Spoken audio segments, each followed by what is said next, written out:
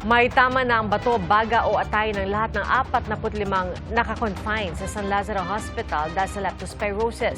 At ayon sa hepe ng ospital, mas mabilis daw ang paglala ng kondisyon ng mga pasyente ng leptospirosis. Ngayon, saksi si Maki Pulido. Sa unang 5 araw ng Agosto, 7 na ang naitalang namatay sa San Lazaro Hospital dahil sa leptospirosis. Isa rito ay 16 years old na lalaki na pumanaw dahil sa acute renal failure o pumalya na ang kanyang kidney o bato. Lumusong ang mga nasawi sa bahang dulot ng magkakasunod na bagyo at habagat noong nakaraang buwan.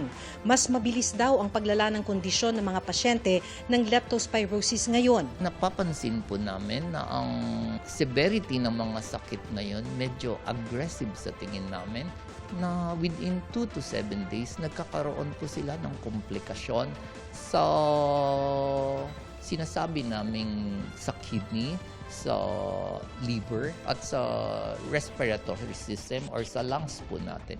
Nakikita namin kaagad na hindi na sila nakakaihe or hirap po silang huminga. Nakailangan po namin i-ventilator.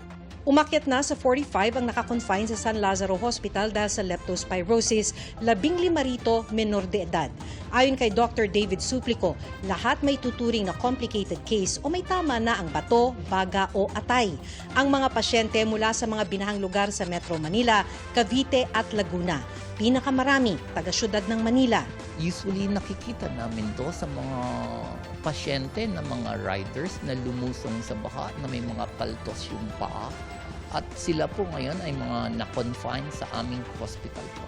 4 sa mga pasyente nasa intensive care unit na ng ospital.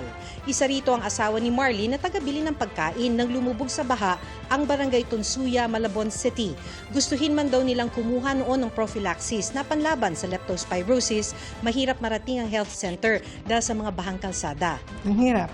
May mga apo akong nag-asikat. Nalagaan ko mga apo ko. Dahil dito kami sa hospital. Wala silang nagbabantay doon. Wala nag-aasikaso. Sa Amang Rodriguez Memorial Medical Center, 44 ang nakakonfine, karamihan sa mga pasyente taga Marikina City. Nito lang July 2025, mahigit 500 kaso na ang naitala ng Department of Health. Pero wala pang datos kung ilan na ang nagka-leptospirosis dahil sa magkakasunod na bagyo. Kung wala ka naman pag-iiwasan, bawa you were caught in a flooded area already, mag-ingat, make sure sana, no, meron bota. Kung wala, nababad ka or lumusog ka na sa baha. Ina-advise prophylaxis. Mag-take na po kayo ng doxycycline. Huwag po sa pagwalang bahala kasi nakakamatay po ang leptospirosis. Para sa GMA Integrated News, ako si Maki Pulido, ang inyong saksi. Mga kapuso, maging una sa saksi.